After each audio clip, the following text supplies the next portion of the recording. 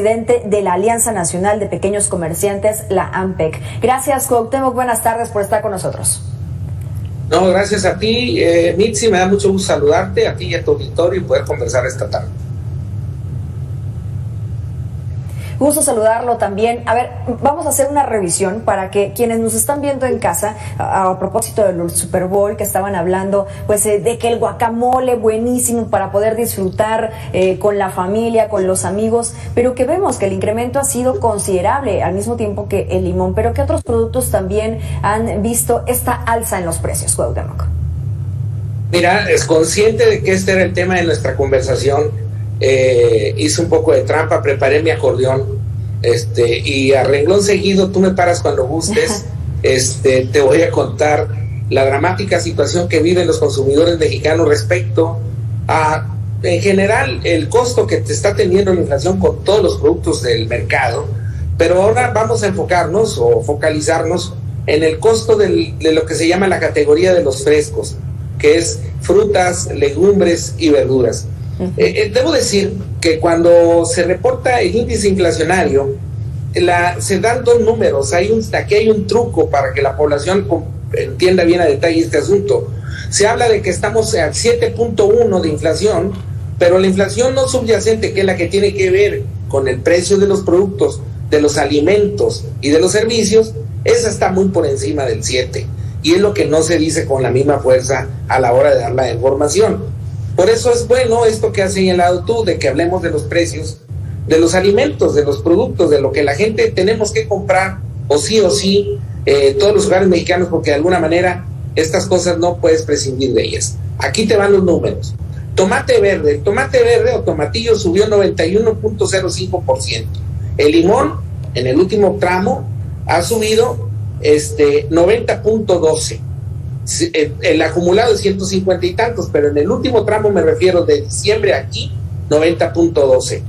El chile serrano 68.01, el chile poblano 64.72, el jitomate 49.93, el aguacate hasta un 44% en el último tramo. Aceite, grasas, o sea, los aceites que usamos para cocinar, 37.05. Otros chiles frescos está en 36.7, la cebolla en 29.76, la guayaba en 24.48, la manzana en 23.01, el melón en 20.56, los plátanos en 20.43, los nopales 20.18, la naranja en 18.42, la calabacita 18%, lechuga y col 17.71, la tortilla del maíz ha subido de 7.22, estando por encima del 21 pesos el precio promedio nacional del kilo de tortilla. Otras frutas, 17 pesos. Carne de res, 15.52. La masa y las harinas de maíz, 16%. ¿Esto qué indica? Que sería más sencillo en esta conversación tratar de encontrar algún producto que no haya subido, y la respuesta sería dramática. Ningún producto ha dejado de subir. Todos los productos de la canasta básica, todos han subido de una manera dramática. Nosotros vemos los esfuerzos del gobierno federal, que son válidos. Incluso recientemente nos dio gusto ver que hay una sección cotidiana que dice sí alcanza, pero la verdad nos parece que es un despropósito hacer ese ejercicio. La verdad lo sabemos todos los consumidores mexicanos. La realidad es otra, no alcanza, no porque estén malas políticas públicas o haya sido mal que den aumentos salariales, no tiene nada que ver con eso. Eso sería politiquería. No. Estamos hablando de precios de mercado, y lo que está pasando es que las mamás, las amas de casa de Zacatecas, de Durango, de Coahuila, de Baja California Sur, de Nuevo León, de Tamaulipas, de donde me digas, de todo el país, hay un clamor popular que dice no me alcanza, y es un asunto obvio. No me alcanza porque todo ha subido de precio y de una manera muy fuerte. La inflación que estamos viviendo en la economía mexicana es muy dura, ¿sí? Es la verdad. Sí, totalmente coincidente. Y es que, a ver, tú te das cuenta, tú como ciudadana, como ciudadano te das cuenta, porque llegas al mercado, llegas al localito cercano de tu casa, llegas al supermercado y simplemente ocurre esta situación. Y además con esos productos que me fuiste listando, yo solamente anoté algunos. A ver, si te quieres hacer una salsa, jitomate, necesitas chile, necesitas cebolla, 68% el chile, me decías, 49% el jitomate, 29% la cebolla. Si te quieres asar unos nopales, que generalmente los nopales son muy baratos y es también rico también en algunas proteínas, proteínas no, pero vitaminas y demás, 20%, ¿no? 91%, fíjate, y nos asombramos mucho del incremento del limón, pero el tomatillo, el tomate verde, 91%. Si te quieres hacer unas tortillas, también ha tenido este porcentaje de incremento. Y así le vamos sumando a toda esta lista que nos has dado, Cuauhtémoc, y de verdad yo quería presentarle al público algún producto que todavía fuese que no tuviese este incremento, como ya lo acabamos de escuchar, tú nos dices, no lo hay. Ahora dime las razones por las cuales todos estos productos tuvieron el incremento. Bueno, mira, uno de ellos, una razón que es evidente estuvo, y esto no lo decimos nosotros, nos lo dicen los agricultores, la cadena de abasto, de suministro del campo hacia la ciudad, que las políticas que se han implementado en el campo, que cambiaron con el nuevo gobierno, no han sido del todo exitosas. Eso es una tarea para la gente que se dedica a eso, que revisen qué está fallando, que escuchen a los campesinos, a los agricultores, sobre sus quejas o sobre lo que les preocupa, lo que requieren para...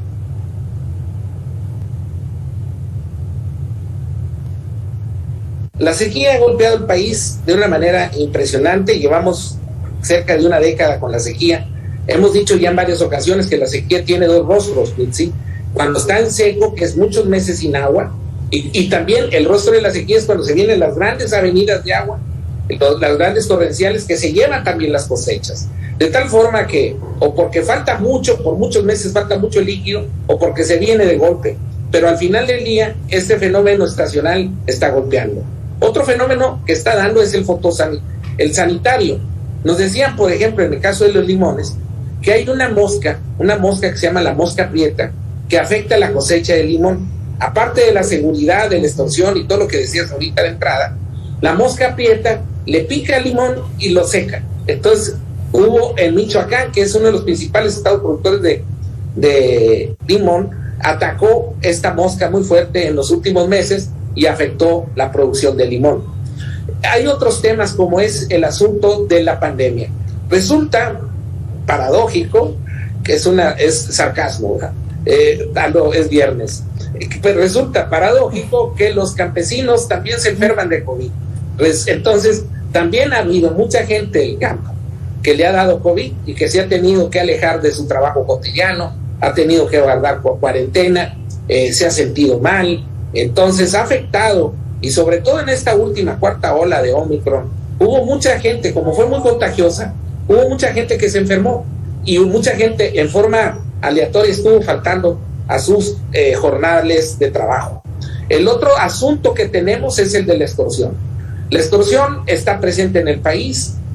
Los carteles de la delincuencia, que dicen que son 5 o 6 que se están peleando el país, se lo pelean por todo, por el tema de los estupefacientes, pero también por el peaje y el tránsito y todo. Andan buscando cómo ganar dinero fácil por todas las vías. Resulta que el peaje está afectando dramáticamente al precio de los productos que vienen en transporte de carga federal hacia los centros, hacia los nodos urbanos para su distribución. Ya viene con un sobreprecio por el costo que le tienen que pagar a estas bandas que exigen el derecho de vía, el derecho de pase ahí. El peaje es un peaje, pagas en la caseta y le pagas a ellos también, ¿no? Para fines prácticos, eso es lo que está pasando en el país, en muchos lados, lamentablemente. Y por último, también te puedo decir que lo que está afectando muy duramente es el derecho de piso también en conjunto. Sí, exactamente. Y otro asunto, Mitzi, que está afectando es el ultraconsumo. Resulta que la pandemia cambió los hábitos de consumo de la gente y entonces empezaron a demandar más productos que de manera usual consumían menos. ¿Y por qué pasó esto? Porque hay ansiedad, porque ha habido aislamiento, porque los niños están más tiempo en casa, por muchos factores. ¿Cómo cuáles? Y esto ha obligado, sí, y esto ha obligado a que las cadenas de suministro cambien su logística. Y los cambios de logística también han impactado los precios. Y desde luego el aumento de la gasolina, que es el costo. ¿Cuáles son los productos que más se están demandando? Pues lo que más demanda la gente ahorita, por ejemplo, indudablemente, Mitzi, es el huevo, es el queso panela. O sea, la gente se está alejando de lo que no alcanza a comprar, como son las carnes y esto. ¿Y qué empiezan a consumir más? Pues las proteínas que están a su alcance. La proteína ahorita nacional y popular es la del huevo. Todo el mundo estamos comiendo huevo, siempre lo comemos, pero ahora con más fuerza, porque pues no hay mucha carne. Entonces la gente se apoya mucho en el huevo, se apoya mucho en el atún, se apoya mucho busca alternativas, busca salidas de consumo que sean las más nutritivas posibles. Y en ese sentido hay una demanda mayor, la gente empieza a demandar cosas de una manera más fuerte, insisto, los granos, la tortilla, el haba, la lenteja, empiezan a pedir cosas que antes comías una vez a la quincena, una vez al mes, no sé, ahora lo estás comiendo más seguido. Esto hace que cambie la logística del abasto, sí, y se encarezca. Y en suma, lo que está fallando también aquí es el poder de compra de la gente. La gente trae menos dinero de lo que debiera traer para poder llevar el alimento a la mesa de sus casas. Esto todo sumado hace que tengamos un cóctel muy difícil, en donde en todo el mundo han subido los alimentos, en nuestro país no es la excepción, pero en 2 años de la pandemia ha subido en más de 200% el tema del asunto de los alimentos en el planeta. La pandemia nos dejó un flagelo, una secuela mayor, que es la inflación y es el empobrecimiento alimentario de millones de gentes que están dejando de comer saludablemente porque no les alcanza y empiezan a conocer el hambre, saltando comidas o teniendo hasta un día sin comer a la semana, que es lo que está empezando a pasar en el país. Sí, cuando revisamos las cifras oficiales, por ejemplo, de Coneval, cuando incrementó el número de pobres en este comparativo que se hizo entre 2018 hacia acá, hacia la fecha, y pues también está incluida allí la pobreza alimentaria, la gente que no le está alcanzando para poderse alimentar adecuadamente. Y es que, a ver, revisemos estos productos, Cuauhtémoc. En México principalmente se cosecha, y esto me sorprende porque también está el otro lado de la moneda, se cosecha maíz, caña, aguacate, pastos, sorgo, chile verde, tomate, alfalfa, trigo y papaya. Mientras que los principales productos que se exportan, como ya sabemos, es el aguacate, que básicamente es el rey de todos. Berries, jitomate, brócoli, nuez, pepino, limón, espárrago y mango. Las compras o importaciones que México hace al mundo también se encuentra en primer lugar el maíz, la soya, la carne de porcino y bovino, leche, trigo, tortas de soya, granos desecados y semillas de nabo. Con esto, dicen los expertos, no se puede llegar a la soberanía alimentaria, como en algún momento escuchamos que lo dijo el presidente de la República, pero no ha sido el único que lo ha mencionado, lo han dicho ya otros presidentes, lo han dicho ya otros gobernantes, pero no estamos produciendo lo suficiente porque todo se nos está yendo al extranjero. No, y lo has dicho bien, Mitzi, la soberanía alimentaria es un estribillo demagógico y que nos debiera dar vergüenza, que a quien lo diga le debería dar un poco de vergüenza en este sentido. Nosotros somos un país cuya cultura es la cultura del maíz. El maíz es el producto icónico de nuestra dieta, de nuestras viandas. Somos un país del maíz. O sea, nosotros no somos de trigo ni nada. Somos gente que en todo el país lo que reina y gobierna es el consumo del maíz. Lo vergonzante es que no produzcamos el maíz que nos comemos. Tenemos que importar maíz de Estados Unidos, Canadá y Brasil para poder alcanzar a cubrir la demanda nacional. Entonces, cuando lo importamos el maíz, que es el que más comemos, lo pagamos en dólares y evidentemente nos sale muy caro importar este grano para acá. Y maíz, hay varios tipos de maíz. El maíz amarillo es el que se le da de comer a los animales, y por eso las carnes también están tan caras, porque para darle de alimento a las carnes, a las reses, que es maíz amarillo y sorgo y todos esos granos, pues los tenemos que comprar en el extranjero y pagar en dólares. Total, es un círculo vicioso de perder, y nosotros el problema que tenemos es que el campo no está produciendo los alimentos que nos estamos comiendo, y por muchas razones, y los que producen llegan muy caros por muchas otras razones, y al final del día, quien baila con la más fea, quien le toca pagar los platos rotos, pues esa es la gente que tiene menos recursos, que ahorita cada vez son más, y la gente más vulnerable es la que está pagando los costos de este asunto. A ver, en entrevista aquí mismo en Mega Noticias, Roberto Guerrero es académico de la Facultad de Estudios Superiores de Cuautitlán de la UNAM. Él nos decía que esta soberanía alimentaria tampoco se puede llegar, no se puede pretender llegar, porque tampoco hay suficientes tierras en las cuales se pueda cultivar, en las cuales se pueda producir. Déjame escucharlo y tú me dices qué opinas al respecto. ¿Cómo no? Teniendo una superficie mayor, no podíamos alcanzar la soberanía a la que nos referimos. Necesitamos tener ese intercambio de también granos en otros lugares. Porque hay tierras muy fértiles, por ejemplo Veracruz, Veracruz avientas una semilla y básicamente se da lo que sea, pero hay otras tierras que tú decías al principio, sequías prolongadas, en donde es muy complicado poder sembrar. Pues sí, y opino, la verdad no soy experto en temas de agricultura, pero desde la época precolombina hay tierras de temporal y tierras de riego, o sea, hay que tener ingeniería hidráulica para poder regar ahí las hectáreas, y mi punto de vista es que lo que se pueda cultivar en este país no nos está dando lo que nos debiera dar esas tierras cultivables. Si eso que da las tierras cultivables del país, que dieran en condiciones óptimas, no alcanzara todavía para cubrir la demanda nacional, tal vez no, pero sería menos nuestra dependencia. Aquí los grises cuentan mucho, y los grados de dependencia, el grado de dependencia que tengamos, pues significa dinero, y significa pobreza, o significa riqueza y desarrollo nacional. Traducción: si producimos más alimentos, importamos menos y pagamos menos en el exterior. Se trata de que las tierras que sean cultivables en este país estén trabajando y sean cuidadas a nivel óptimo y nos den el máximo de alimento posible.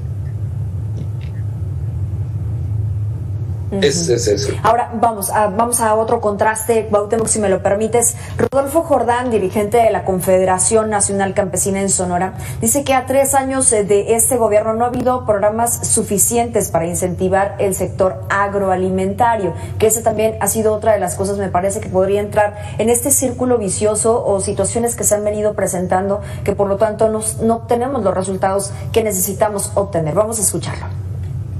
El único programa que se ha implementado y el único que se logró, que se rescató, es el programa sobre la inocuidad y la sanidad, nada más para cuidar lo que corresponde a la sanidad y la inocuidad del campo. Es al revés, si dijeras tú que se va a incrementar el presupuesto, pero no, ya desaparecieron todos los programas que había antes, tanto en el sector agrícola, ganadero y pesquero. A pesar de esto, de todas formas, Cuauhtémoc, el sector primario de nuestro país fue de los menos afectados durante la pandemia, tengo entendido. Pues mira, volvemos al punto. Cuando llega este mandato, lo que dice es que está luchando contra la corrupción. Y uno de sus ejes centrales es acabar con el intermediarismo, porque se hacía un clientelismo político por los partidos anteriores que gobernaban, y de ahí ellos condicionaban la conducta política de amplios sectores de la sociedad. Había que acabar con el clientelismo, había que acabar con la corrupción, había que hacer que el dinero que se entregara al campo o para sembrar o para criar ganado o para pescar en el mar, que llegara a los interesados. Ese era el discurso. Lo que dicen ahora los que juegan en esos sectores de trabajo es que se cancelaron los programas y no llegó nada a cambio de manera directa. Es decir, hubo una cancelación de programas, pero las nuevas políticas públicas no han podido bajar de manera directa, como era la pretensión, apoyar la actividad del campo. Ese es el reclamo. Y creo que en ese sentido ellos requieren fertilizantes, maquinaria, graneleras, cadenas de producción. O sea, se requiere mucho para hacer que la cosa del campo se vincule al mercado urbano y suburbano y abastezca a la población. Ese dinero no ha bajado correctamente y todo lo que indica, por lo que estamos viviendo, es de que o el dinero se destinó a otro lado, lo desconozco, pero al campo no ha llegado de manera directa los recursos que antes llegaban a medias o se lo volaban en el camino. Todo lo que se dijo al principio es verdad, pero no se ha acabado de construir el enunciado, que es lo que se propuso a cambio, no ha funcionado tampoco. Ayer, por ejemplo, platicábamos de pesca con otros invitados y yo les preguntaba, bueno, ¿qué pasa con este programa Bien Pesca, que es destinado precisamente a este sector, que son 7,000 pesos lo que se les entrega? Y nos decían 7,000 pesos que no alcanzan y que al final resulta ser lo mismo. En lugar de apoyarlos para que puedan incentivar esta situación, para que puedan competir contra otras potencias, pues simplemente están dejando rezagados a los pequeños productores que en muchas ocasiones pues no tienen a cambio lo que cuesta sus productos. Déjame escuchar ya por último y para terminar esta entrevista también contigo, Cuauhtémoc, a Salvador Mena Mungía, que dice eso precisamente, que no podemos competir suficientemente bien contra otras potencias. Hay una falta de financiamiento hacia el sector, menos del 20% de la superficie que se siembra en nuestro país tiene un financiamiento. En Estados Unidos estamos hablando que poco más del 80% tiene un financiamiento, y es un financiamiento a tasas competitivas. Tienen acceso a maquinaria, tecnología. Haría falta más, ¿no? Más atención. Totalmente, y lamentablemente, Mitzi, estas son las cosas que deberíamos estar conversando en la agenda pública, no otras. Tendríamos que poner mayor interés, mayor precisión, mayor, ¿cómo te diré? Mayor lupa a esta situación, porque esto tiene que ver con la alimentación del país, de la población. Y tú y yo podemos hablar de muchas cosas, de arte, de cultura, de política, de deporte, pero lo que no podemos dejar de hacer, ni tú, ni yo, ni nadie del auditorio, es dejar de comer. Tenemos que comer para poder estar sanos, vivos y actuantes y productivos. La población de México en la pandemia está pasando por un problema muy severo de alimentación. Esa es la verdad. Hay una inseguridad alimentaria muy dura por la inflación, por el encarecimiento de los productos y en algunos casos hasta por desabasto. Entonces, la verdad, es tiempo de ponerle atención a este asunto, y todo tiene que ver. La producción en el campo, si fuera más óptima, si jalara mejor la cosa en el campo, en algo ayudaría al consumo popular. Creemos que este es el punto. Hay que corregir las cosas en el campo, para la producción agrícola, ganadera, la actividad pesquera, para que haya más vitamina del mar en las mesas de los hogares, y vincularlas a los mercados urbanos y suburbanos y rurales del país, para que las familias tengan oportunidad de alimentarse más sanamente. Esto es un esfuerzo de carácter nacional al que le debemos de poner mayor atención. Sin duda, así es. Gracias, Cuauhtémoc Rivera, gracias por estar con nosotros aquí en Mega Noticias. No, hombre, gracias a ustedes por invitarnos y con mucho gusto de platicar contigo y con tu auditorio. Muy buenas tardes. Yo quería dar buenas noticias, pero ya no pudimos dar buenas noticias. Presidente de la Alianza Nacional de Pequeños Comerciantes, ANPEC. Gracias, Cuauhtémoc. Vamos a la pausa y regresamos con más.